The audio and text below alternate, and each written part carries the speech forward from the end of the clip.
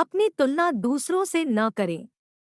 एक बार की बात है, किसी जंगल में एक कौवा रहता था। वो बहुत ही खुश था क्योंकि उसकी ज्यादा इच्छाएं नहीं थी। वह अपनी जिंदगी से संतुष्ट था।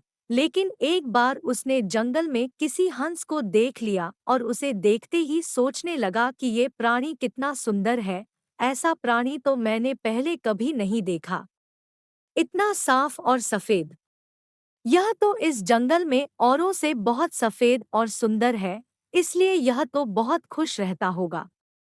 कौवा हंस के पास गया और पूछा, भाई तुम इतने सुंदर हो, इसलिए तुम बहुत खुश होगे।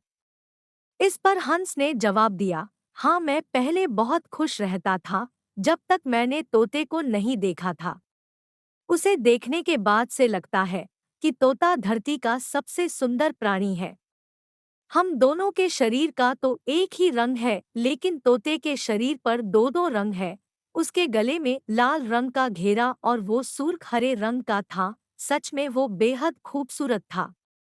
अब कौवे ने सोचा कि हंस तो तोते को सबसे सुंदर बता रहा है, तो फिर उसे देखना होगा। कौवा तोते के पास गया और पूछा, भाई तुम दो दो रंग पाकर बड़े खुश होगे। इस पर तोते ने कहा, हाँ मैं तब तक खुश था जब तक मैंने मोर को नहीं देखा था। मेरे पास तो दो ही रंग हैं, लेकिन मोर के शरीर पर तो कई तरह के रंग हैं। अब कौवे ने सोचा सबसे ज्यादा खुश कौन है, यह तो मैं पता करके ही रहूंगा। इसलिए अब मोर से मिलना ही पड़ेगा। कौवे ने मोर को जंगल में ढूंढा, लेकिन उसे पूरे जंगल में एक भी मोर नहीं मिला और मोर को ढूंढते ढूंढते वह चिड़ियाघर में पहुंच गया। तो देखा मोर को देखने बहुत से लोग आए हुए हैं और उसके आसपास अच्छी खासी भीड़ है।